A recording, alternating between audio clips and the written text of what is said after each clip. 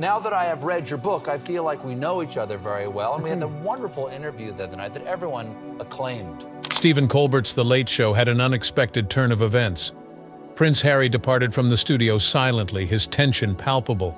A quick, quiet departure, no handshakes, no grins. For what rationale? Winslet, Kate.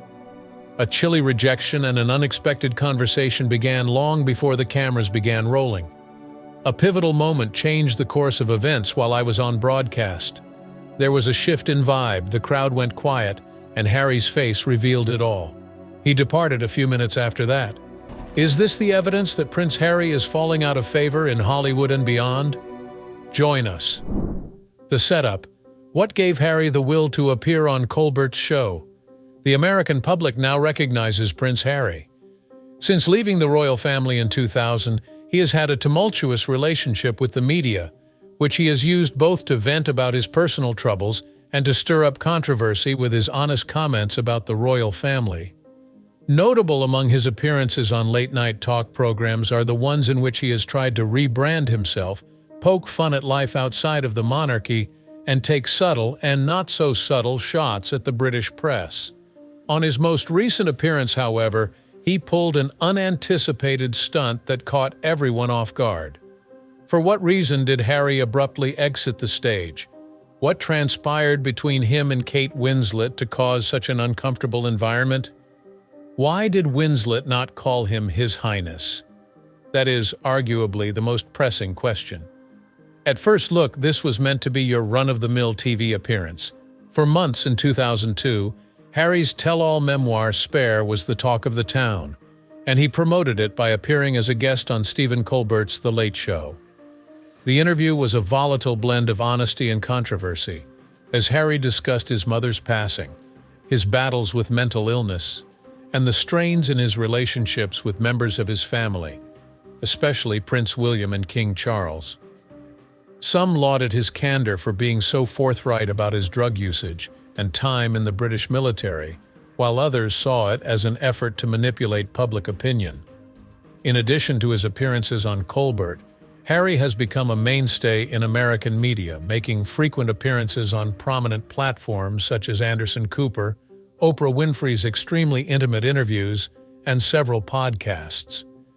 Consistently, he takes an unedited, candid attitude, which is frequently tinged with criticism of the organization to which he formerly belonged.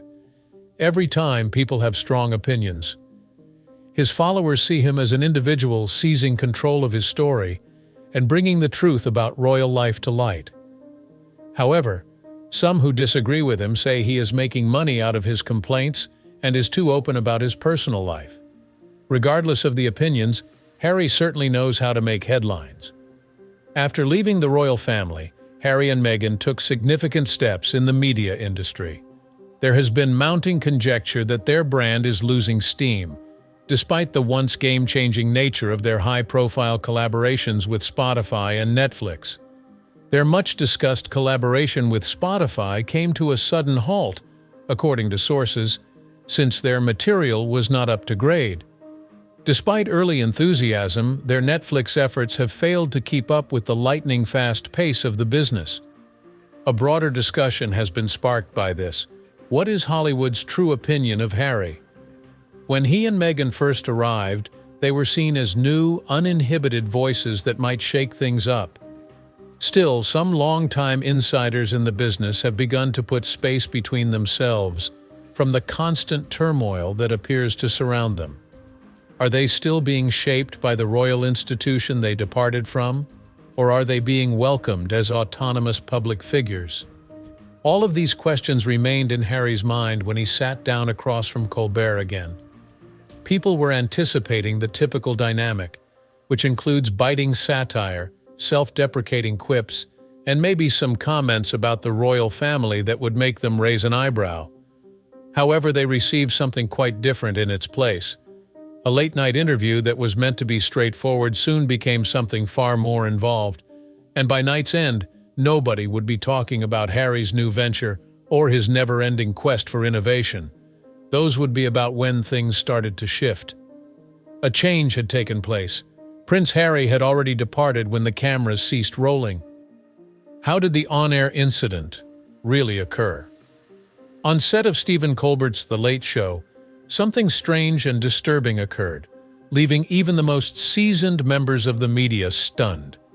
Even though he is used to the intense spotlight, photo ops, and highly choreographed routines of public appearances, Prince Harry stormed off set in a fit of barely controlled rage. It wasn't your average celebrity tantrum either. What set it off? The Oscar-winning actress Kate Winslet was the one who flat-out refused to call him His Highness. This may appear to be a minor detail at first sight, an actress opting not to adopt an archaic regal title. However, the events of that night were considerably more intricate, planned, and illuminating than anybody had anticipated. In passing, this was more than a comment. The schisms between the British royal family and Hollywood's upper class, between the old and the new, between birthright and hard work, were all laid bare in that one fleeting instant. After all, what transpired on that stage in reality? For what reason did utterly insignificant words alter Harry's whole demeanor? What, more dangerously, did he say to Winslet during the commercial break that finally broke him? The public at large is unaware that Harry and Winslet's strained relationship before their appearance on Colbert's stage. Rumor has it that Harry wanted to meet Kate Winslet in the green room before the performance in private. It's common practice for guests to meet briefly before a filming, to do things like break the ice, exchange pleasantries, or talk about things they have in common. One may have anticipated a friendly exchange between the two actors, given Winslet's prominence and Harry's growing Hollywood influence. Nevertheless, Winslet chose not to participate. No explanation was provided by her. She declined to provide a different time. A meeting with him was simply declined by her. This may not have had much of an impact on its own. Many famous people choose to remain private in the hours leading up to their appearances, and everyone has their own rituals to follow. But these weren't your average two performers on the stage. One of Hollywood's most revered actresses, a lady who has never demonstrated much respect for the notion of royalty, and a former prince have spent years attempting to transform their public personas. Some think Winslet deliberately avoided meeting Harry as a subtle but blatant way to reject the status that had previously come with his title. Winslet has long been vocal against class privilege, power systems, and the belief that stardom should be earned, not inherited, in contrast to many Hollywood personalities who still display respect to monarchy. She fears that Harry's arrival in Hollywood will be met with less enthusiasm than he anticipates. Others think Winslet was trying to prevent any discussion that may be exploited for media conjecture later on by drawing a line in the sand. Winslet has always been cautious with her interactions with famous people. She certainly doesn't want to become involved in a scandal involving the royal family. However, Harry took offense to that. When he found out Kate Winslet had denied his request to meet, he reportedly became noticeably agitated backstage. According to one insider, he seemed unusually nervous as he awaited the start of the performance. And if Harry felt anxious before ever being on stage, the events that followed would have magnified his fears. At first glance, Harry appeared to be all right as the Late Show started. He joked around with Colbert, grinning and laughing. At first, it was a casual talk about his life in California, cultural contrast between the UK and the US, and his current projects. Colbert, who never fails to provide impeccable comic timing, wasted no time making light of Harry's meteoric rise from royal to Hollywood stardom. There will be no more royal duties or formality in my life in California. Which change has been most significant? Who needs someone to bring their tea everywhere they go? People in the crowd chuckled. Harry responded with a light-hearted chuckle. For the first time, I'm brewing my own tea. No royal servants required. It was the type of conversation that Harry had mastered, the kind that was smooth and media-friendly. Then Winslet came out onto the stage. With the crowd going wild for the renowned actress, Colbert spotted a chance to make television history. With a grin on his face, he exclaimed, "Check this out! Real royalty meets Titanic royalty." Just joking around was the plan, a humorous remark. Winslet, however, changed her face the second Colbert completed his statement. Her response was lightning fast. "I believe we're all on equal ground here, aren't we?" Everyone fell quiet. Winslet had spoken the sentence without any hint of hostility or malice. However, the consequences were plain to see. A sudden change occurred on Harry's face. The crowd went silent as they sensed a change. Was Harry being challenged directly? Or was Winslet just expressing an opinion she has always held, that social rank, particularly that which is passed down from generation to generation, has little bearing on how people really live their lives? The subsequent events were much more startling. According to many stories, Harry approached Winslet and had a conversation with her during the commercial break. It was powerful but brief, according to witnesses. Reports indicate that Harry seemed agitated, if not outright furious. Their specific conversational content is unknown. Harry may have asked Winslet whether she meant to disrespect him when she made the comment, according to one interpretation. If this is accurate, it seems that Harry took her comments far more personally than he appeared. According to another interpretation, Winslet refused to back down from her comments. Whatever the case may be, eyewitnesses attest that she appeared unconcerned by Harry's response. It was a first.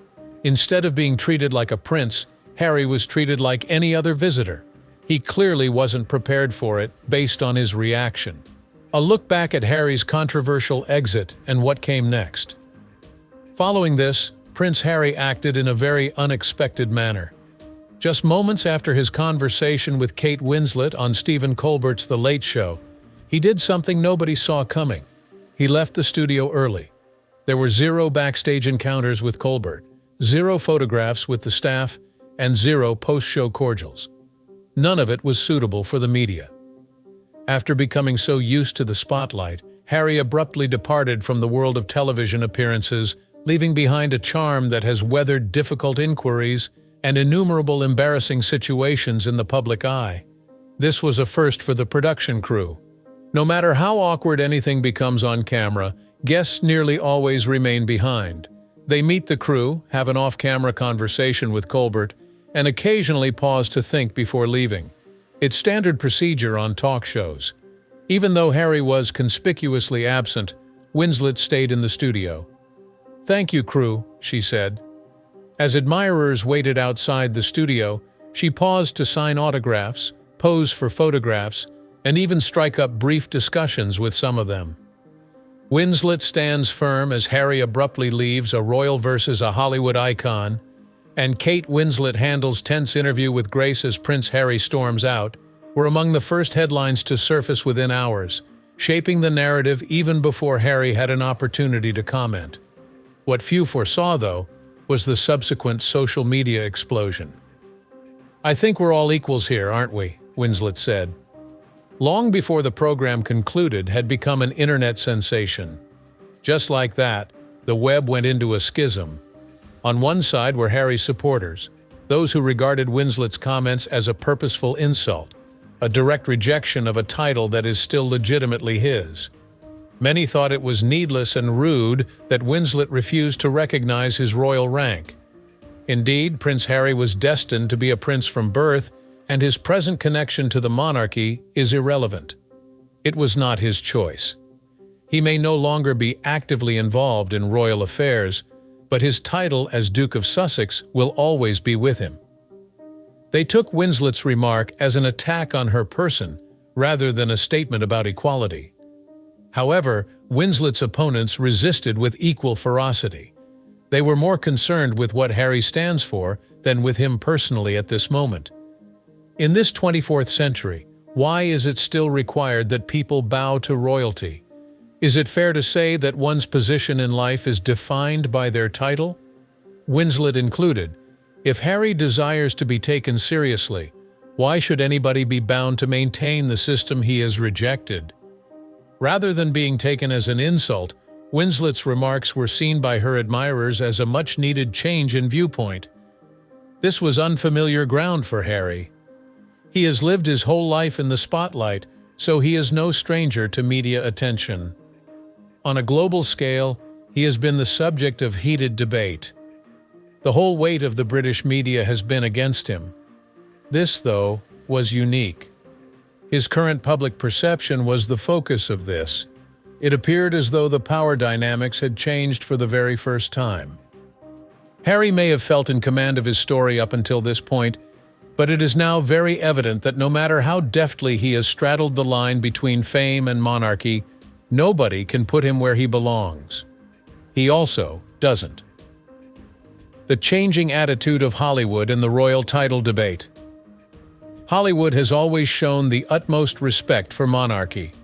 Once upon a time, meeting a royal, any royal, was the pinnacle of honor.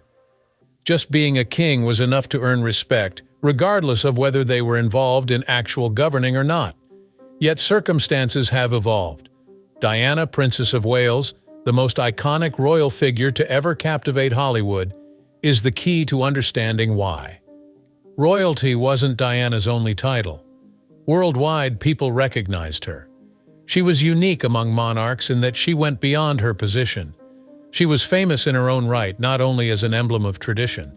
She became someone entirely new as a result of her humanitarian activities, her obvious charisma, and her complex connection with the royal family. She was a distinct figure inside and outside of the monarchy. And it was the turning point. The public's view of the royal family was irrevocably changed by the way the British press handled Diana's death, the enormous worldwide reaction, and the terrible news coverage that followed. The air of mystery around monarchy was abruptly dispelled. The monarchy was no longer seen as an inviolable institution. They witnessed imperfect, striving human beings. Everything that came next, including Harry's personal path, was largely based on that change. Harry was born out of such change. His decision to go to the U.S., his desire to disengage from royal obligations, and his endeavors to reinvent himself as more than simply Prince Harry are all direct outcomes of his mother's legacy. Has Hollywood, though, completely swallowed him? Not quite. Many people were curious about Harry and Meghan Markle's future plans when they initially left the royal family. In an effort to establish themselves as unique figures in the entertainment, media, and charitable sectors, the pair inked multi-million-dollar partnerships with streaming services like Spotify and Netflix, gave interviews to prominent figures, and started new initiatives.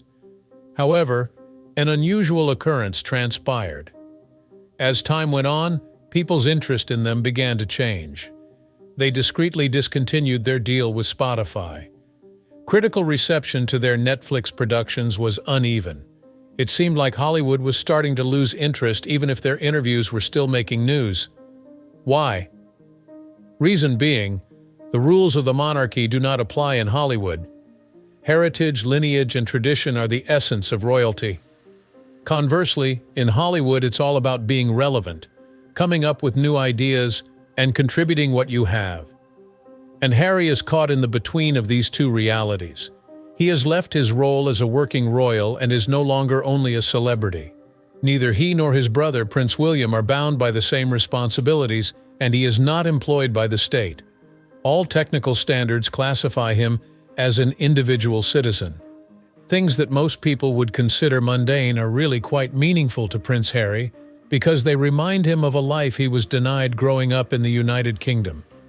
The opportunity to drop off his children at school is so ordinary that most parents wouldn't give it a second thought.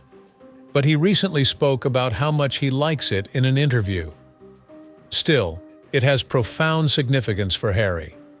It represents a departure from the regimented, regulated lifestyle of the royal family, where every public appearance is carefully planned, followed by security, analyzed by the media, and prescribed by tradition. But the real question is, will Harry ever be able to live his life like any other citizen? His title remains with him wherever he goes, even after rebranding himself, moving to California, and rejecting royal obligations. Even though he isn't technically a royal at the moment, that title is still heavily applied to him.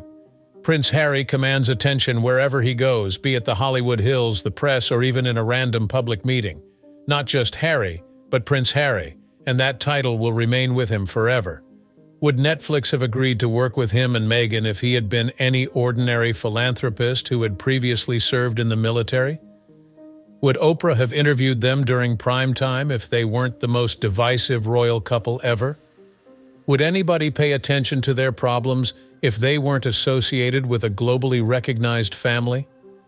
Reason enough for Hollywood to be confused about Harry's future. His defiance of the institution that had come to define him and his determination to forge his own path earned him the reputation of a revolutionary for a while.